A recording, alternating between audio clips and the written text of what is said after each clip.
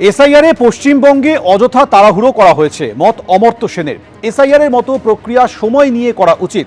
পশ্চিমবঙ্গের ক্ষেত্রে তাড়াহুড়ো করা হয়েছে, নথি জমা দেওয়ার জন্য পর্যাপ্ত সময় দেওয়া হয়নি, মানুষের ভোটাধিকার কেড়ে দেওয়ার চেষ্টা হয়েছে।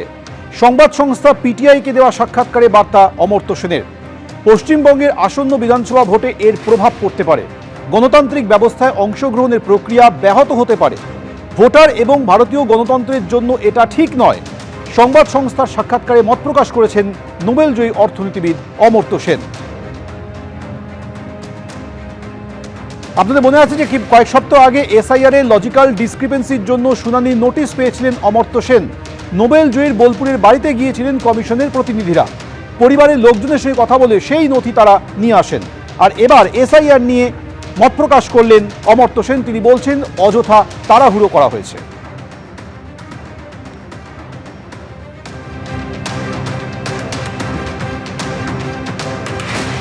আপনারা জানেন যে সর্বোচ্চ আদালত লজিক্যাল ডিসক্রিপেন্সির তালিকা প্রকাশের জন্য 3 দিনের মধ্যে প্রকাশ করতে হবে নির্দেশ দিয়েছিল, কিন্তু লজিক্যাল ডিসক্রিপেন্সির তালিকা কি আজই প্রকাশিত হবে? এ নিয়ে এখনো পর্যন্ত ধোঁয়াশা রয়েছে। তার কারণ গতকাল রাত পর্যন্ত দিল্লি থেকে এই তালিকা এই রাজ্যে এখনো পর্যন্ত এসে পৌঁছয়নি। ফলে এই তালিকা আজকে প্রকাশিত হবে কিনা তা এখনো পর্যন্ত স্পষ্ট নয়। আদালতের নির্দেশে এই যে তালিকা গ্রাম পঞ্চায়েত ও ব্লক অফিসে টাঙানো হবে, পুরসভাগুলির ক্ষেত্রে ওয়ার্ড অফিসে টাঙানো হবে তালিকা।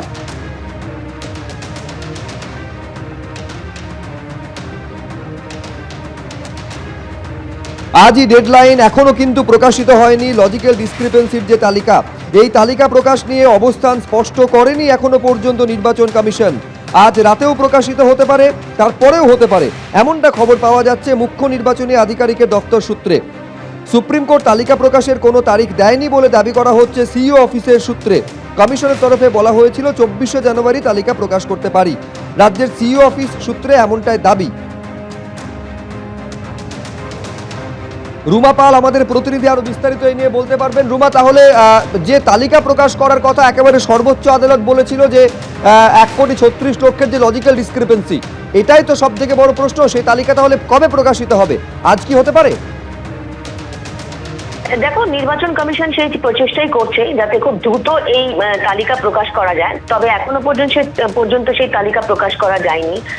যদি এই আজকে রাতের মধ্যে যদি না হয় তাহলে কিন্তু মনে করা হচ্ছে আগামী সপ্তাহে, অর্থাৎ 3-4 দিন সময় লাগবে এই তালিকা প্রকাশ করতে, এমনটাই কমিশন সূত্রের খবর।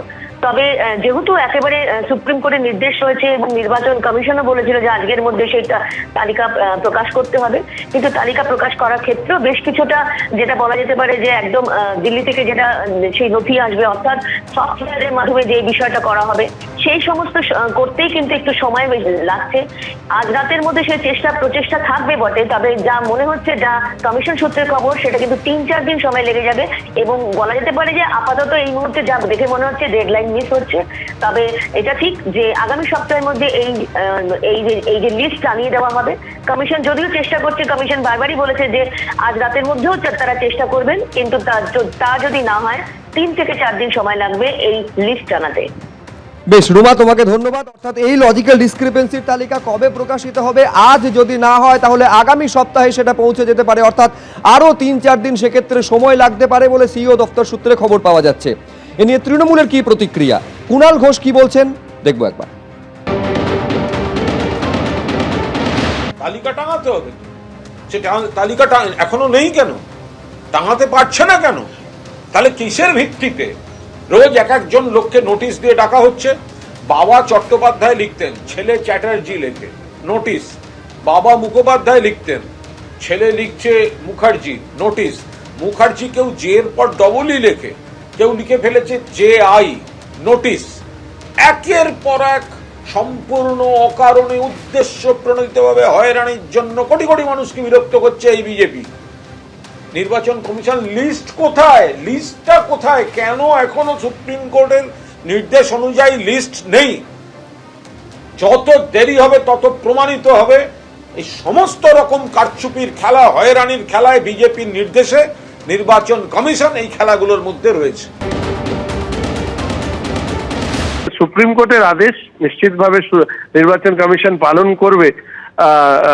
এটা আমরা আশা রাখি, কেননা আমাদের রাজ্যের সরকার তো নির্বাচন কমিশনেরও আদেশ পালন করেন না, সেই ধরনের নিশ্চয়ই ঘটবে না এক্ষেত্রে, এই আশা রাখি। এবং তার পাশাপাশি এই যে এসআইআর কে নিয়ে যে ধ্বংসাত্মক কার্যকলাপ তৃণমূল কংগ্রেস চালাচ্ছে, সেই জায়গায় দাঁড়িয়েও সুপ্রিম কোর্টের নির্দেশ অমান্য করে রাজ্যের সরকার এই ধরনের ক্ষেত্রে সুরক্ষার ব্যবস্থা করেনি, সেই বিষয়গুলো নিয়েও আলোচনা একই সাথে উঠে আসা উচিত বলে আমি মনে করি। অর্থাৎ এই লজিক্যাল ডিসক্রিপেন্সির তালিকা কবে প্রকাশিত হবে? আজ যদি না হয় তাহলে আগামী সপ্তাহে সেটা পৌঁছে যেতে পারে, অর্থাৎ আরও 3-4 দিন সেক্ষেত্রে সময় লাগতে পারে বলে সিইও দপ্তর সূত্রে খবর পাওয়া যাচ্ছে। এ নিয়ে তৃণমূলের কি প্রতিক্রিয়া, কুণাল ঘোষ কি বলছেন দেখবো একবার। তালিকা টাঙাতে হবে, সে তালিকা এখনো নেই কেন, টাঙাতে পারছে না কেন? তাহলে কিসের ভিত্তিতে রোজ এক একজন লোককে নোটিশ দিয়ে ডাকা হচ্ছে? বাবা চট্টোপাধ্যায় লিখতেন, ছেলে চ্যাটার্জি লেখে নোটিশ। বাবা মুখোপাধ্যায় লিখতেন, ছেলে লিখছে মুখার্জি নোটিশ। মুখার্জি কেউ জে এর পর ডবলই লেখে, কেউ লিখে ফেলেছে জে আই নোটিশ। একের পর এক সম্পূর্ণ অকারণে উদ্দেশ্য প্রণোদিতভাবে হয়রানির জন্য কোটি কোটি মানুষকে বিরক্ত করছে এই বিজেপি। নির্বাচন কমিশন লিস্ট কোথায়? লিস্টটা কোথায়? কেন এখনো সুপ্রিম কোর্টের নির্দেশ অনুযায়ী লিস্ট নেই? যত দেরি হবে তত প্রমাণিত হবে এই সমস্ত রকম কারচুপির খেলা, হয়রানির খেলায় বিজেপির নির্দেশে নির্বাচন কমিশন এই খেলাগুলোর মধ্যে রয়েছে। এবিপি আনন্দ, এগিয়ে থাকে, এগিয়ে রাখে।